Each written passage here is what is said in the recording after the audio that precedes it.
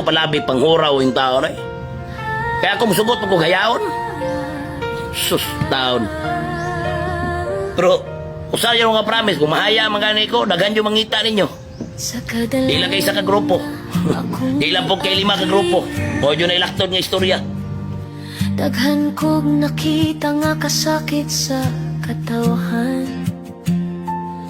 Mga tingog nga way madungog, mga mata nga punog kabug aton ug kalisang. Ako si Dodong Bukol, inyong kauban. Dili leader lang kundili usa ka sulugoon sa barangay. Kung unsay kalisdanan ninyo ako po,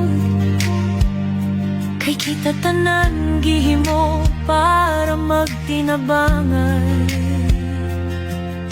Ug kung kani akong baruganan, maunay hinungdan sa akong kapalaran. Dili ko mahadlok, dili mo hunong, kay para ni sa katawhan, para ninyo tanan.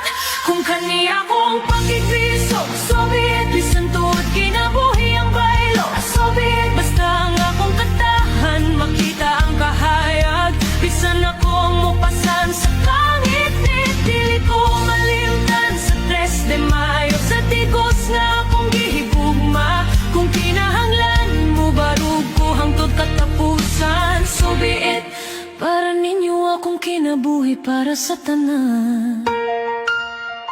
Karing mga lagad ka nga pabor sa katawhan, mubarog jud ka, kaya mao man ni rason nga naata diri. Kung kani ako pagkikbisog para sa katungod sa mga katawhan, mo hinungdan sa kong kamatayon, subir.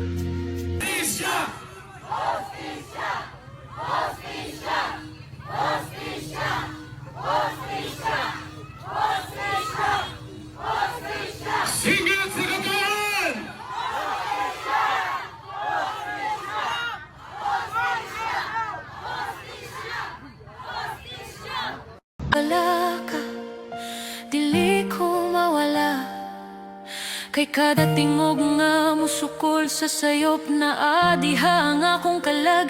Kada pagbarog ninyo, ako pud nagbarog uban ninyo. Ayaw kalimti, hastisya dili mahunong hangtod makabot.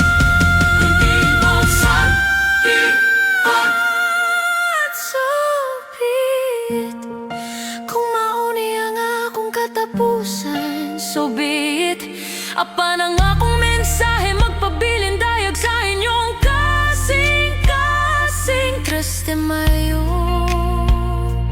Tigos City. Ayaw mo kabalaka, dili ko mawala, kay kada tingog nga musukol sa sayop na